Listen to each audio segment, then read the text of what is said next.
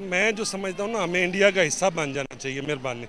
Wheat की पाकिस्तान में कोई कमी नहीं है और ना हमें चाहिए है। अल्हम्दुलिल्लाह हमारे पास वीट इन एक्सेस फार्म में मौजूद है। ये बेसिकली उनका प्रोपोगंडा है। मैं चाहूँगा दुनिया की कौन सी आर्मी है जो साबुन बेचती है, शैम्पू बेचती है, मकान बेचती है और इस तरह की चीज़ें बेचती है।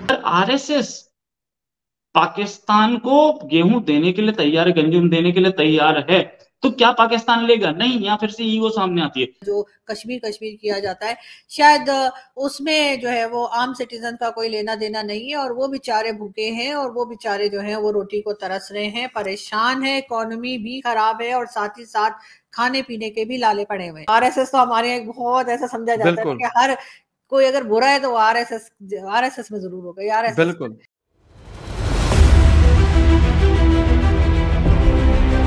जय हिंद दोस्तों, जैसा कि आपने देखा पाकिस्तान अभी अपने गलत कर्मों का नतीजे भुगत रहा है, यानी इतिहास की सबसे बड़ी इकोनॉमिक क्राइसिस से जूझ रहा है। पाकिस्तान की आर्थिक हालात का अंदाज़ा इसी बात से लगाया जा सकता है कि वह अभी दुनिया के सामने भीख मांगने पर मजबूर हो गया है। IMF की बेल पैकेज की गुहार वो पहले भी लगाता रहा है और आज भी लगा रहा है। सऊदी अरेबिया, UAE, चाइना जैसे मुल्कों से भी गुहार लगा चुका है। आटे, सब्जियां और अन्य सामानों की कीमत आसमाने छूई हैं। प्याज 220 के पार चली गई है और आटा तो अब मुश्किल से मिल रही है। इन सब के बीच RSS के सह कार्यवाह कृष्ण गोपाल का एक वीडियो तेजी से वायरल हो रहा है। वैसे तो RSS को पाकिस्तान दुश्मन समझता है और गलत बयानबाजी करता रहता है। इसके साथ विदेश मंत्री S जयशंकर से जब पूछा गया कि क्या वह इस हालात में पाकिस्तान की मदद करना चाहेंगे, तो उन्होंने सीधा कहा उनकी मदद की जाए या नहीं, इस फैसले को लेने से पहले स्थानीय लोगों की भावना देखेंगे, क्योंकि यह लोकतंत्र है। आज एक बहुत बड़ी स्टेटमेंट दी है इंडिया के ने और ये कहा है कि RSS ने कहा है कि भाई पाकिस्तान जो है इस टाइम बहुत बुरे हालात से जा रहा है, हम मदद करना चाहते हैं, हमारे पास जो है वाफद मिकदार में इस टाइम वीट मौजूद है, गंदम मौजूद है, हम उन्हें देना चाहते हैं, लेकिन पाकिस्तान की जानिब से ऐसी कोई भी इमदाद की स्टेटमेंट नहीं आई, ना उन्होंने हमसे मदद मांगी है। क्या लगता है आपको कि उनकी एक स्टेटमेंट जो थी वो हमारी मदद करना थी? क्या हमें मदद लेनी चाहिए या हमने क्यों नहीं मदद मांगी अभी तक? उन्हें चाहिए हमारी को जहर दे दें जी। गरीब आदमी मर रहा है और कुछ रिलीफ मिले आवाम को भी, को अल्लाह ताला इस मुल्क को अच्छे हुक्मरान दे दे और ताकि ये आवाम।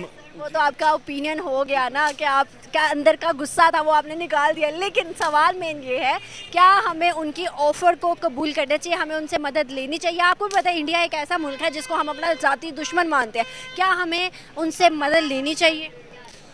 हमें मेरी बहन इंडिया में शामिल हो जाना चाहिए। मुझे लगता है बहुत ज़्यादा अंदर से बड़े हो हमारे हुक्मरान और जो ये इस्टेब्लिशमेंट हमारे साथ खेल खेल रही है 75 साल से, तो मुझे चाहिए, मैं जो समझता हूँ ना, हमें इंडिया का हिस्सा बन जाना चाहिए। मेहरबानी। हमारे यहाँ पे पाकिस्तानी कहते हैं कि भाई हम लोगों के पास बहुत स्टॉक है, हमारे पास बहुत काम है, हमारे पास हर चीज़ है, हर चीज़ मौजूद है। सर फिर वो कहाँ पर है, नज़र क्यों नहीं आती? हम आज भी एड लेना चाहते हैं, हम इमदाद लेना चाहते हैं। सब कुछ है पाकिस्तान में, माफियाज के पास सब कुछ है, उन्होंने स्टोर किया हुआ है। जब वो महंगा होगा तो वो हम ही को वही चीज़ें सस्ती बेचेंगे। अब जो लोग बैठे हुए हैं, इम्पोर्टर बड़े बड़े, इन सब के पास चीज़ें मौजूद हैं, लेकिन आवाम के लिए रिलीफ नहीं मौजूद और ना ही हुक्मरान हमें वो रिलीफ लेके दे रहे हैं। वो अपनी अयाशियों में मस्त हैं, अपने झगड़ों में मस्त हैं और आवाम रुल रही है सड़कों पे। हमें आटों की लाइन में लगा दिया है। देखिए जी, ये बेसिकली एक प्रोपोगंडा है इंडिया का और RSS का। पाकिस्तान में वीट की कमी बिल्कुल नहीं है। आगे वीट क्रॉप का सीज़न आ गया है और उसके अभी भी हमारे जो है गोदाम, वहाँ पे 2 साल की गंदम एक्स्ट्रा मौजूद है। ये जो बेसिकली जो इश्यूज बनाते हैं, ये जो प्रॉब्लम बनाते हैं ना, हमारे जो स्टॉकी हैं यहाँ पे, जो स्टॉक करने वाले हैं इंडिया, मेरी आपसे यही गुजारिश है कि बिल्कुल वीट की पाकिस्तान में कोई कमी नहीं है और ना हमें चाहिए है। अल्हम्दुलिल्लाह हमारे पास वीट इन एक्सेस फार्म में मौजूद है। ये बेसिकली उनका प्रोपोगंडा है। 25 से 50 लाख टन ऑफर करने की बात की। अगर ये इतना गेहूं चला जाए, पाकिस्तान में गेहूं की प्रॉब्लम नहीं आनी चाहिए, पहली चीज। दूसरी चीज ये कि वी हैव बम्प, हमारे पास है, हमारे पास अच्छा पैसा, हमारे पास गेहूं में प्रॉब्लम नहीं है। तीसरी चीज, उन्होंने ये बोला कि पाकिस्तान हमसे मांगे तो। अब एक चीज ये बतानी जरूरी है कि अगर RSS पाकिस्तान को गेहूं देने के लिए तैयार है, गंजम देने के लिए तैयार है, तो क्या पाकिस्तान लेगा? नहीं। यहाँ फिर से ईगो सामने आती है। RSS यहाँ एक माइनॉरिटी विंग चलाती है। सारे मुस्लिम्स हैं उस RSS में, और वो लोग एक तो नहीं, 20-30 नहीं, हजारों की संख्या में हजारों मुस्लिम माइनॉरिटी विंग में हैं। उस माइनॉरिटी विंग की रिकमेंडेशन कहीं ना कहीं रही होगी या नहीं रही होगी, मेरे पास कोई ऐसी इंफॉर्मेशन नहीं है। लेकिन ये बात देखनी कि एक ऑर्गेनाइजेशन जिसको हिंदू, कट्टर हिंदू, स्ट्रॉन्ग हिंदू ऑर्गेनाइजेशन माना जाता है, वो ये बोल रही है कि हमें पाकिस्तान को सपोर्ट करना चाहिए, या उसका एक पोर्टफोलियो होल्डर बोल रहा है कि हमें पाकिस्तान को सपोर्ट करना चाहिए, इसलिए इस समय उनके पास खाने के लिए नहीं है। से मदद लेने में कबाहत क्या है? हमारा हमसाया मुल्क है, आखिर किस चीज का ईगो है? वो कहते हैं ना कि उस रिज्क से मौत अच्छी जिस रिज्क से आती हो परवाज में कोताही। तो ये देखें कि हमें उनसे मदद क्यों लेनी चाहिए, जबकि वो हमें हम पता है कि हमें मदद क्यों देंगे, हमें वो हमारे ऊपर यानी कि काबज़ होना चाहते हैं। आप 1965 में देखें किस तरह वो हमारे ऊपर आए, हमें यानी कि वो सबज़ बाग दिखा के हमें यानी कि हमारे ऊपर अटैक करते हैं। बेसिकली इंडिया शुरू से ही हमारे साथ यानी कि जिस तरह का सलूक करता आ रहा है वो हम सब जानते हैं। तो इंडिया हमें ये मदद दे के हमसे चाहता क्या है, हमें पहले नंबर पे तो ये मालूम होना चाहिए कि वो हमारी मदद क्यों करना चाहता है। ठीक है, वो सिर्फ हमारी मदद ही तो नहीं ना करना चाहता, उसके बदले में भी कुछ चाहेगा।